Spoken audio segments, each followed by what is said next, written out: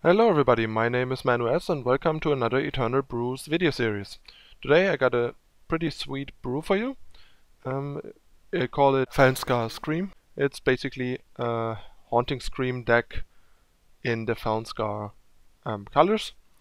I figured like lately there's basically almost no Steward of the Past around or Statuary Maiden, so it's kind of like a great time to try and Haunting Scream people again. And I mean, the engine of the deck is quite powerful and always has been. The problem has been more like the reliability and the hate, I think. So this is a deck that I first brewed around when we got Quarry, because I thought like it would be a nice way to make this deck more consistent, and also it has nice synergy with Haunting Scream. You can Quarry turn 2, bin one of the main targets like Beastcaller or Fanatic, and then Haunting Scream it back on turn 3 for maximum value, for example. So let's talk about the deck list card by card. Well, actually before that, let's quickly talk about the plan. Like, aside from the obvious thing of wanting to like Haunting Scream or otherwise infiltrate one of these, the deck is a bit similar to Scrap Metal in the sense that it's like an interactive control deck. It has some of the like control elements that Scrap Metal has, the Madness Sacrifice package and stuff like that, because these things also happen to synergize really well with Haunting Scream and other things. I'll explain that in a moment when we go over it. So removal wise, the deck has 4 Combust, 4 Torch, 2 Vara's Favor, and 4 Madness. So a lot of things will just be dealt with by madnessing them and then sacking them to Devour or Combust, or combusting them right away, or if they're small enough, just Torch or Vara's Favor them, and the rest has to be dealt with by blocking and stalling and stuff like that.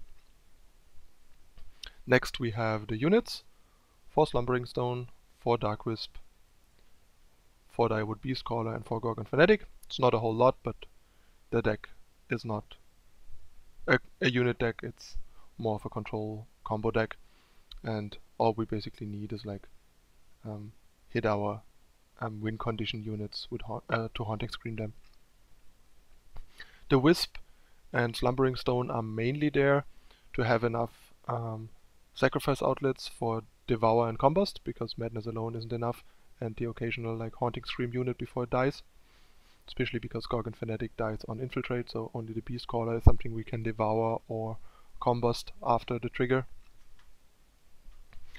So yeah, they are just needed for like early game defense and also to enable the sacrifice triggers, and they're also still decent with Haunting Scream. Like, basically if you really need to do something and have a Haunting Scream but no other good target, you can just Haunting Scream a Dark Wisp to draw a card, for example, to cycle the Haunting Scream, or Haunting Scream a Slumbering Stone to basically use Haunting Scream as a card that reads 2 power, 2/2 flying.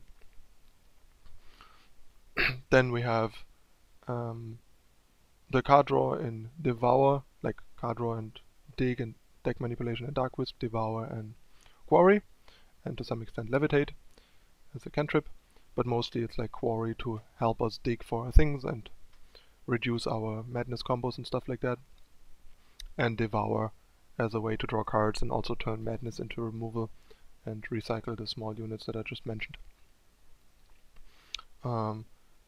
Quarry especially adds a lot of consistency and power to the deck, because it can mill cards for Haunting Scream, it reduces the cost of cards, making them more efficient, and finds what we need in a situation. And then we have like the combo pieces, combo enablers.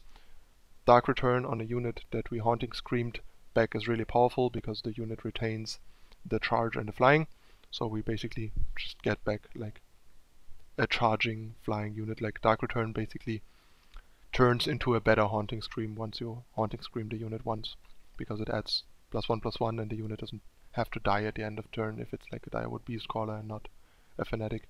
So basically having like a 2/2 flyer with charge that gives us 2/5/5 beasts is pretty impressive. So yeah, they're really nice. And they're still decent on like Dark Wisp and Slumbering Stone, especially on Dark Wisp, just to draw cards. That's why Dark Wisp is so nice. It lets you cycle the more situational cards if you need to. And then we have the Levitates, another cycler. The card is kind of innocuous, but has been really relevant with the 2 infiltrate units, allowing you to play them on turn 3 and threaten to infiltrate them on turn 4. And then they maybe just kill them with a cheap removal, and then we can Haunting Scream them. The problem is, without the Levitate, we basically always have to like suicide them first, and it takes a lot more time till we get to Haunting Scream them and stuff. So the Levitate is great to just drop them on curve and use the removal and Levitate to make sure they connect on turn 4 if the opponent doesn't kill them. Alright, that's all the cards basically. Vara's Favor also acts as powers 26 and 27. I started with 4 favor, but 29 power just seemed too much for the deck. The curve is pretty low, the deck has a lot of card draw, so 25 plus 2 Vara's Favor has been feeling right so far. And yeah, the power base is pretty straightforward, slightly slanted towards fire, because we have a little more fire than Primal, and also need our fire earlier and to survive, while Primal is more like needed to win. 12 seeds, banners don't really work that well in this deck, not enough units, a lot of the units gonna die quickly. And 4 Diplomatic Seal, because the requirements are basically 1 fire, 1 primal, 1 shadow, so Diplomatic Seal is a great tri-land, like tri-power card basically, triple influence power card, allowing us to fix whatever we need. So the influence is really great for this deck. The deck has actually been performing pretty well. I've played it on stream a bunch for people that